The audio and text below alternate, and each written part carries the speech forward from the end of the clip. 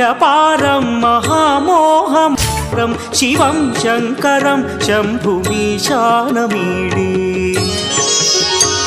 वटाधो निवासं महाट्टहासं महापापनाशं सदा सुप्रकाशं गिरीशं गणेशं सुरेशं महेशं शिवं शङ्करं शम्भुमीशानमीडे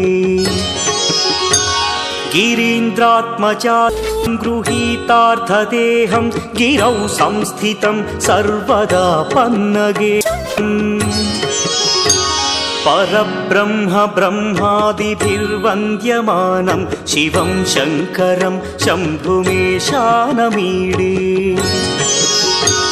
कपालं त्रिशूलं कराभ्यां दधानं पदाम्भोजनं राय कामम्